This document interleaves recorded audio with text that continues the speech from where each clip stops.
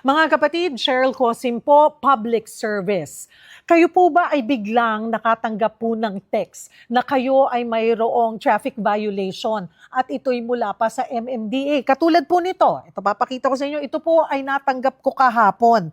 Ayan, nakalagay mula sa MMDA at may link pang sinasabi at ang sinasabi pa, failure to pay ay magtutuloy-tuloy yung fine na napapatong sa inyong babayaran. So ako, nung nakita kong MMDA, nagpanic din ako. Chinek ko kaagad. Pero napapos ako kasi bakit may link?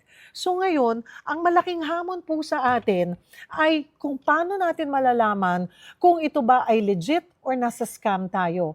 Ayon mismo kay Chairman Artes ay madami na pong nabiktima ng scam na ito at ginagawa na po nila ng paraan kung paano ito matitigil. So kailangan po tayo ay mas maging maingat at mapanuri doon sa kahit na anong text na makukuha natin, mapa traffic violation man yan or sa ibang klase ng paraan pa, make sure na wala kayong basta-bastang i-click na link.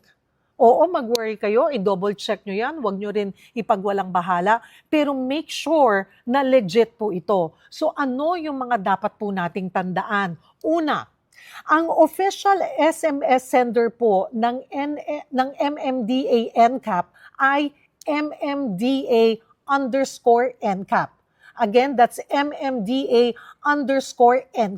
Yan po ang kanilang official SMS sender. Hindi MMDA lang.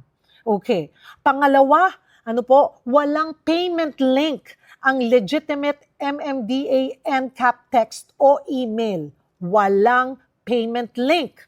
Kaya kung kapag po may link, katulad nung pinakita ko kanina, may link na pinapaklik po para magbayad, scam po yan. Huwag nyo pong itutuloy. Red flag po yan.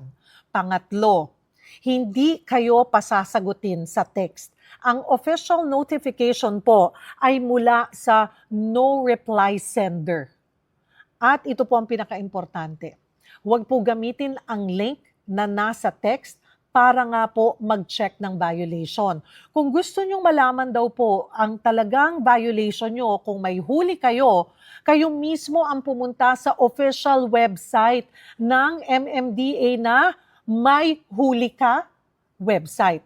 Ayan, i-type mismo sa browser ito, mayhulika.mmda.gov.ph. Diyan nyo po i-double check.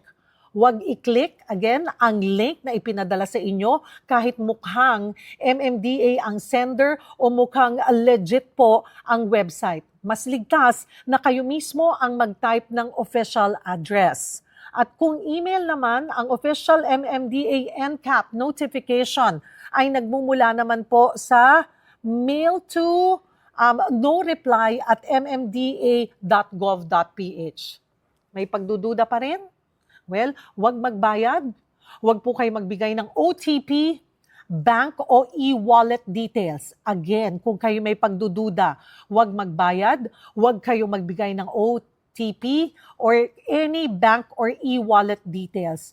Pinakamabuti, i-verify nyo po yan. Direkta nyong i-verify yan sa MMDA or tumawag sa MMDA hotline 136. Mga kapatid, madalas gumamit ng pananakot ang mga scammer. Gaya ng magbayad within 24 hours, masususpindi ang lisensya, o may additional penalty. Kaya muli ang aking pong paalala, huwag kayong magpapadala sa pressure.